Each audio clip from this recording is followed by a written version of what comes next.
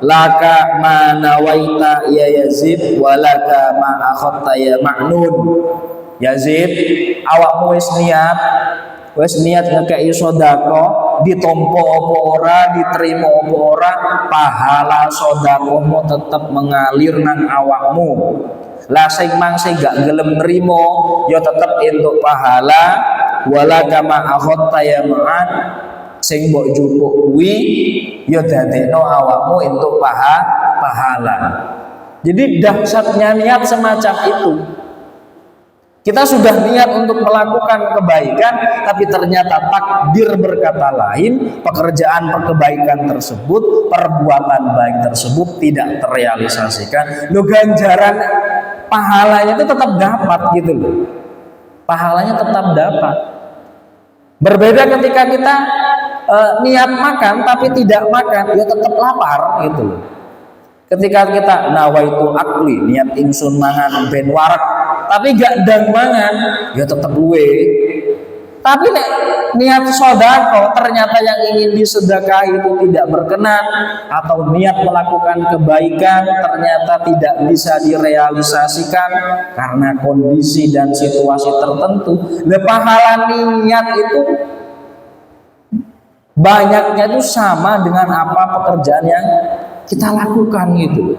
Nah, oleh karena itu Bapak Ibu yang saya hormati, mumpung di awal Ramadan ini, monggo kita niatkan yang banyak, terutama setiap perbuatan yang kita lakukan, mari kita jadikan sebagai unsur ibadah. Nopo mau, berarti rose tileme tiyang poso niku diganjar, dipun paringi nopo?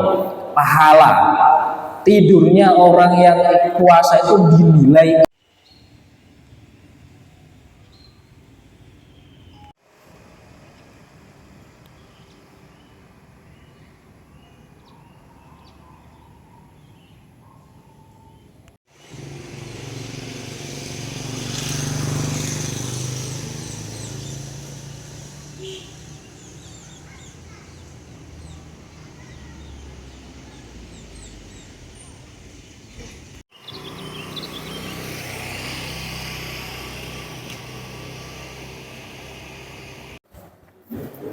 Assalamualaikum warahmatullahi wabarakatuh.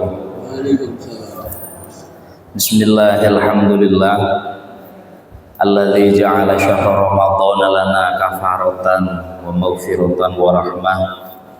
Wassalatu wassalamu ala sayyidina Muhammad al-qaim alladzi qama jami'a lailan syahra ramadhan.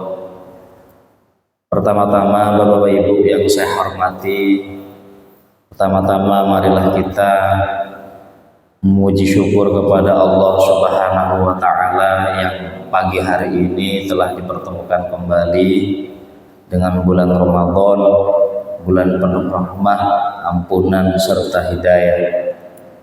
Salawat dan salam semoga tercurahkan kepada baginda Nabi besar Muhammad sallallahu alaihi wasallam yang tiada henti-hentinya memintakan ampun untuk kita semua, terlebih pada malam-malam Ramadan. Sebelum kita mulai rutinitas kuliah subuh yang dilaksanakan setiap bulan Ramadan, marilah kita membaca suratul Fatihah terlebih dahulu dengan harapan bentuk permulaan dan pembukaan pada bulan Ramadan ini agar benar-benar hari-hari berikutnya dicatat oleh Allah sebagai amal perbuatan yang mendatangkan kebaikan dan keberkahan untuk kita semua. Ila hadratin Nabi Mustafa Muhammadin sallallahu alaihi wasallam wa ila suwaji auladin wa khususan ila jami'in wa khususan ila abana wa ummahatina wa jaddatina wa jaddatina wa tasabba ilaina wa maghfir lahum warhamhum sya'unillahi lahumul fatihah. A'udzu billahi minasyaitonir rajim. Bismillahirrahmanirrahim. Alhamdulillahirabbil alamin arrahmanir rahim maliki yaumiddin. Iyyaka na'budu wa iyyaka nasta'in. Ihdinas siratal mustaqim. Shiratal ladzina an'amta 'alaihim ghairil maghdubi 'alaihim waladdallin. Amin. Jadi pada Ramadan kali ini kita akan mengaji kitab Riyadhus Shalihin. Di Riyadhus Shalihin itu ulang karangan dari salah satu ulama Imam Syafi'iyah, madhab Syafi'iyah, yaitu Imam Nawawi. Sebenarnya hampir sama dengan kitab Arba'in Nawawi. Arba'in Nawawi itu juga tulisan atau karangan dari Imam Nawawi yang berisi 40 hadis. Kalau Riyadhus Shalihin itu juga kitab hadis, akan tetapi lebih banyak, yaitu yang kedua lebih tematik gitu. Jadi ada judul-judulnya, jadi lebih enak untuk diulas atau dikaji. Bismillahirrahmanirrahim. Babul ikhlas wa ihdharin niyat fi jami'il a'mal wal aqwal al barizah wal khafiyat. Jadi bab yang pertama itu membahas tentang keikhlasan dan meneguhkan niat atau komitmen fi jami'il a'mal, di setiap perbuatan yang kita lakukan, wal aqwal, dan ucapan yang kita ucapkan, al barizah wal khafiyat, baik itu amal perbuatan yang tampak ataupun khafiyat, amal perbuatan yang samar atau yang tidak kita tampilkan. Qala Allah Ta'ala, bismillahirrahmanirrahim, wa ma umiru illa liya'budullaha mukhlishina lahuddin hunafa'a wa yuqimus shalah wa yutuz zakah wa dzalika dinul qayyimah. Jadi Allah Ta'ala dalam surat Al-Bayyinah itu menjelaskan bahwa tidak kami perintahkan seluruh makhluk yang ada di muka bumi ini illa liya'budu, kecuali ngaulo bakti, beribadah kepada Allah dengan sikap yang mukhlisin. Mukhlisin itu artinya memurnikan tujuan, niat, lahuddin hunafa, terhadap agama yang dicondongi. Jadi ibadah yang kita lakukan dalam bentuk apapun, baik itu sifatnya ibadah yang mahdhah, yaitu ibadah yang memang diwajibkan oleh Allah Subhanahu wa Ta'ala, mulai dari sholat hingga haji, baik itu berupa ibadah yang sifatnya sunnah, semisal silaturahim, sedekah, kemudian hal-hal yang sifatnya tidak mengikat, itu semuanya harus mukhlisin, harus didasari dengan keniatan, dengan niat yang ikhlas, dengan niat yang tulus karena Allah Subhanahu wa Ta'ala. Karena yang membedakan apakah ibadah itu baik itu yang wajib, terutama yang wajib, ataupun yang sunnah, dengan perbuatan yang lain yang sifatnya non-ubudiyah, itu adalah niat. Karena niat di sini sangat sekali menentukan hal-hal yang berhubungan, pertama itu dengan keabsahan ibadah itu sendiri, yang kedua dengan kualitas ibadah itu sendiri. Terus yang membedakan tiang cuci muka dengan tiang wudu, niat. Yang membedakan orang yang sedang menjalani program diet dengan puasa, itu juga niat. Orang yang membedakan mandi besar dengan cuman keramas biasa, itu juga niat. Jadi karena niat itu sifatnya khafiyat, di dalam hati, jadi kita tidak ada yang tahu niate setunggal sing hadir datang mriki itu boten wonten sing semerep. Nah, oleh karena itu niat itu fungsinya ada dua. Yang pertama itu adalah at-tamyiz. Tamyiz niku artosipun membedakan. Jadi seperti yang saya singgung di awal, setiap perbuatan yang tidak dilandasi dengan niat berarti kalau perbuatan itu ibadah, maka kalau itu diwajibkan maka dia tidak sah. Jadi yang membedakan orang makan dengan orang berbuka puasa itu niatnya. Apa? Orang berbuka puasa baik dengan makanan ataupun minuman. Kalau diniati untuk ibadah, ataupun orang makan siang kalau diniati untuk ibadah, maka apa yang mereka makan itu dinilai sebagai sebuah ibadah.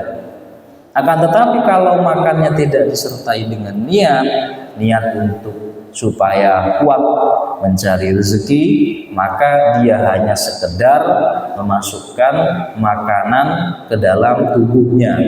Jadi tidak ada nilai pahala yang dia dapatkan kalau niatnya itu tidak didengungkan di dalam hati atau dibacakan di dalam hati. Oleh karena itu terlebih ibadah wajib puasa, nah itu wajib di setiap malam dalam mazhab Syafi'i itu diwajibkan untuk selalu melafadzkan niat. Artinya melafadzkan niat itu tempatnya di dalam hati. Kalau di mulut, misalkan panjenengan sak mantone taraweh sareng-sareng nawaitu shauma ghadin, itu hanya sifatnya al-ta'awun, menolong hati, menuntun hati kita agar senada dengan mulut kita.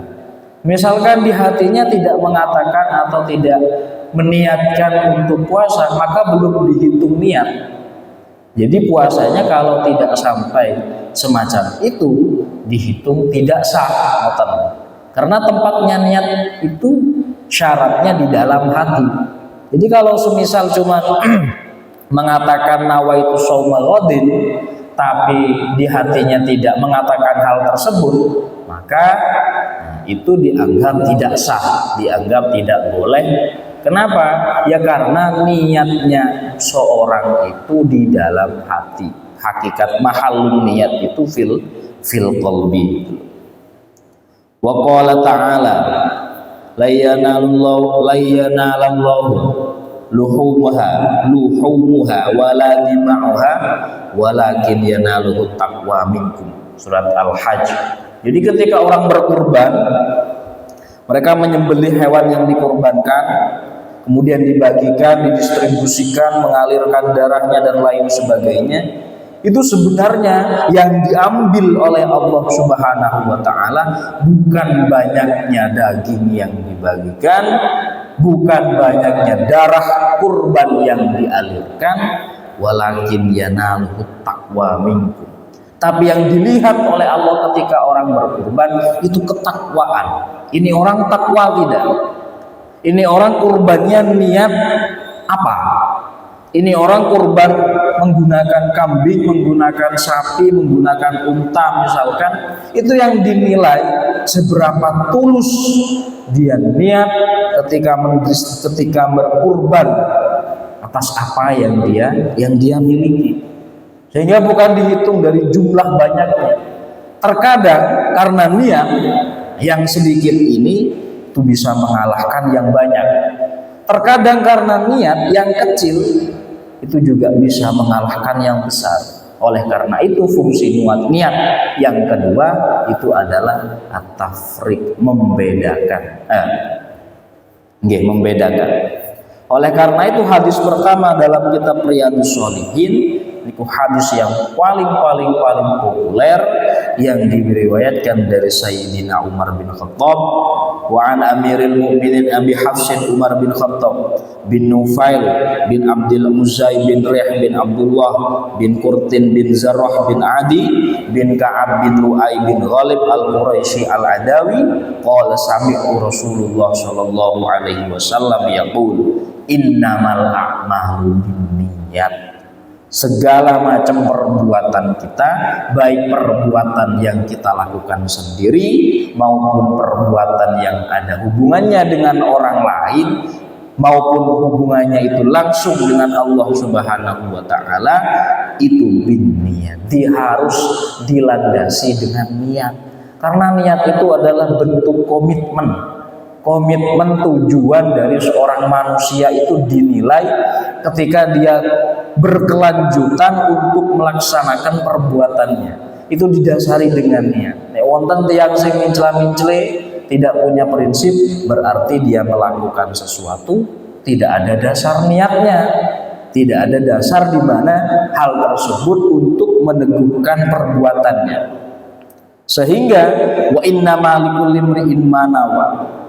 Dikembalikan lagi, setiap orang itu punya niatan masing-masing. Setiap individu itu punya niatan masing-masing. Sehingga oleh Nabi disampaikan faman kanat hijratuhu ilallah wa rasulihi fa hijratuhu ilallah wa rasulihi. Barang siapa yang melakukan apapun itu bertujuan satu, untuk mendapatkan ridho Allah, untuk membahagiakan nabinya, maka itu yang akan mereka dapatkan dengan amal apapun, dengan amal apapun, baik itu kecil, baik itu besar, baik itu sedikit, baik itu banyak, dan lain sebagainya. Sehingga matematikanya Allah itu tidak bisa kita samakan dengan hitungan kita. Bisa jadi kita memberikan sesuatu yang kecil, bisa jadi kita melakukan ibadah yang kita anggap itu hal remeh. Semisal contoh, cuman menyingkirkan duri di jalan, cuman menyingkirkan kotoran di jalan, itu hal yang remeh, yang ringan. Tapi kalau karena dia berlandaskan niat yang tulus karena Allah Subhanahu wa Ta'ala, agar tidak ada orang yang tersakiti, agar jalan terasa lebih asri, agar terasa lebih sejuk dan lain semacamnya, maka itu dinilai sebagai ibadah yang luar biasa. Oleh karena itu Bapak Ibu yang saya hormati, kita tidak pernah tahu dan tidak ada notifikasi amal ibadah kita mana yang diterima oleh Allah. Apakah puasa kita, apakah sholat kita, apakah kita ketika sedekah jariah di kota amal masjid, lalu kota amalnya ada notifikasi centang biru, selamat, sedekah Anda diterima? Tidak ada. Oleh karena itu tidak ada, marilah hal-hal kecil yang selama ini kita anggap remeh, kita niatkan supaya mendapatkan ridho Allah. Barangkali hal remeh kecil tersebutlah yang diterima oleh Allah, yang justru pahalanya jauh lebih banyak, pahalanya jauh lebih besar daripada sholat kita yang selama ini kita lakukan, daripada sedekah kita yang selama ini kita lakukan. Tidak ada yang tahu dan tidak ada yang bisa mengetahui kecuali Allah Subhanahu wa Ta'ala. Bahkan pelakunya sendiri itu tidak tahu. Amalnya diterima itu kita tidak tahu. Wa man kanat hijratuhu lidunya yusibuha aw imra'atin yankihuha fa hijratuhu ila ma hajara ilaihi. Jadi barang siapa yang orientasinya, tujuannya itu adalah dunia yang ingin dia miliki atau wanita yang ingin dia nikahi, maka ya itu yang akan dia dapatkan, sisanya zong. Jadi misalkan orang menikah, tujuannya hanya mendapatkan pasangan, ya pasangannya itu berarti orientasinya. Adapun selanjutnya keharmonisan rumah tangga, rezeki yang barokah, anak yang mendoakan, pekerjaan yang mudah dan lain semacamnya, tidak ada. Mengapa? Karena tujuan awal dia menikah itu hanya mencari pasangan. Tujuan awal dia bekerja hanya menghasilkan uang.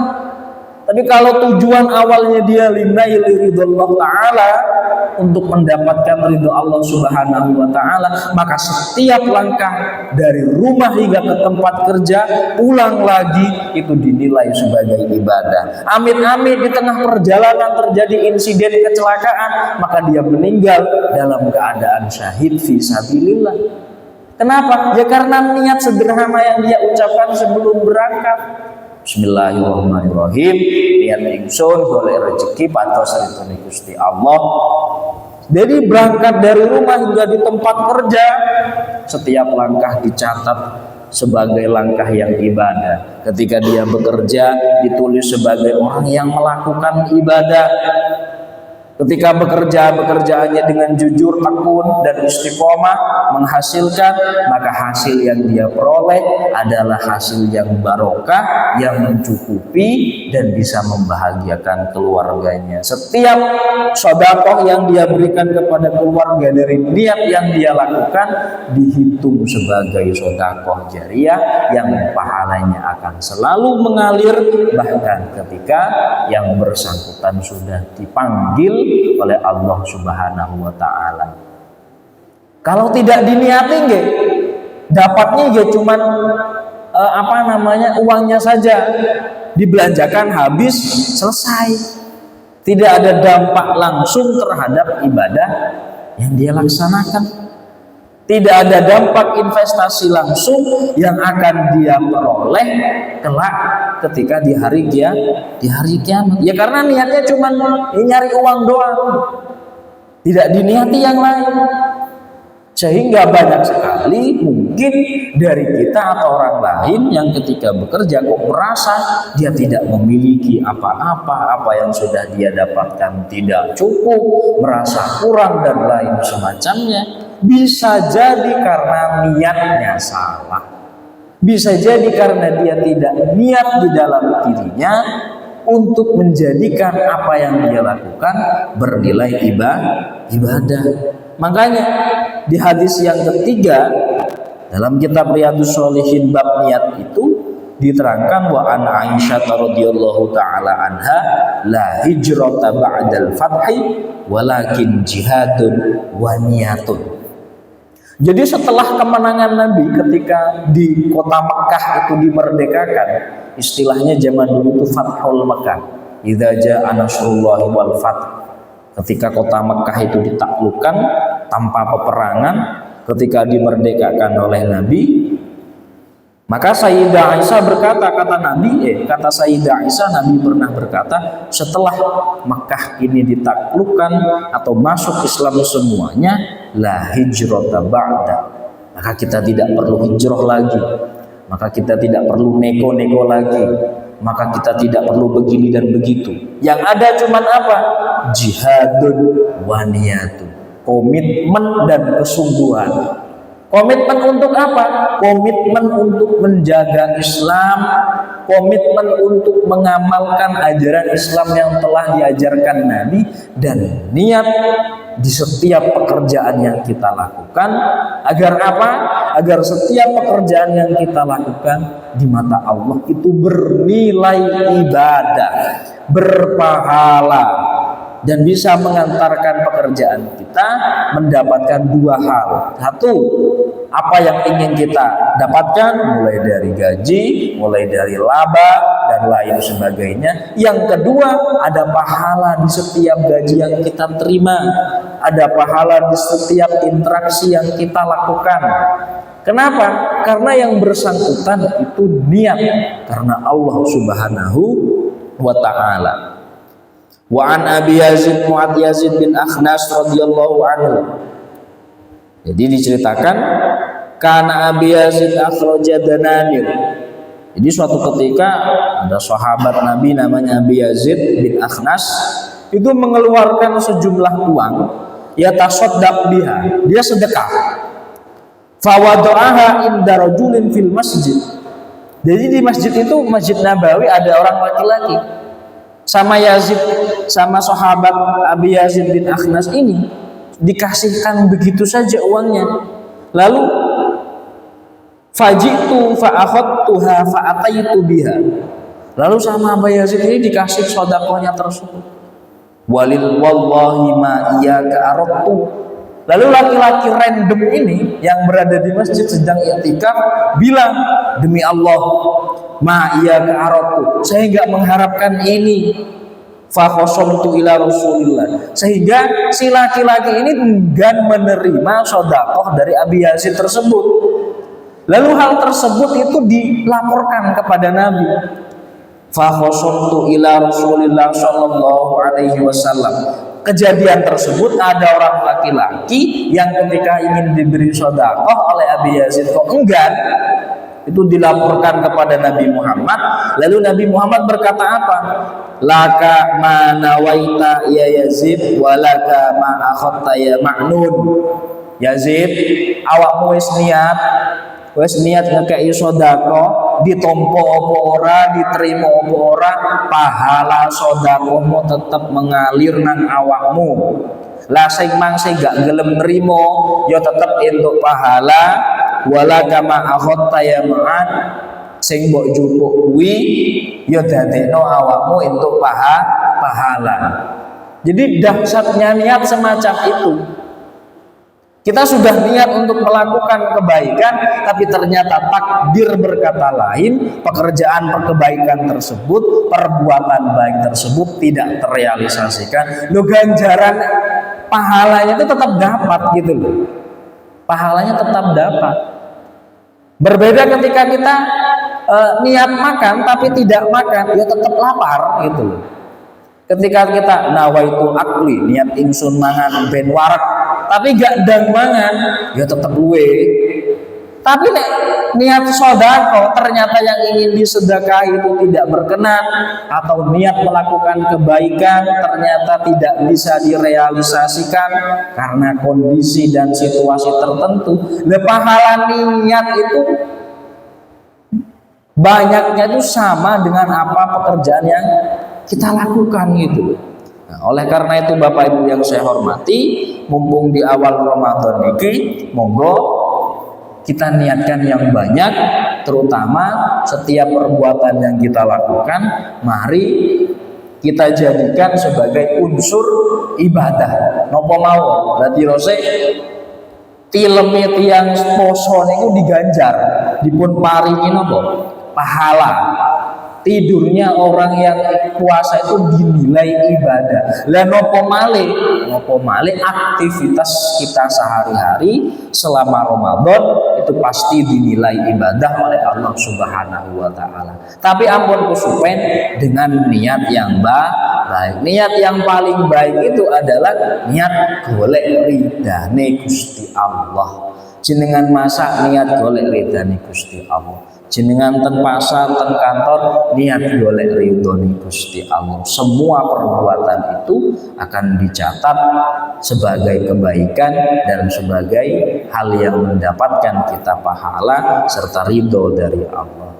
Mugi-mugi Ramadan kita sedaya estu dicatat sebagai Ramadan yang baik yang bisa mengantarkan kita menjadi pribadi yang lebih baik. Bapak Ibu, mekaten ingkang saged kula sampaikan saking kula bilih wonten kirang lepatipun kula tingapunten ingkang kathah. Ihdinas siratal mustaqim wal muwaffiq ila aqwamit thoriq. Assalamualaikum warahmatullahi wabarakatuh. Waalaikumsalam.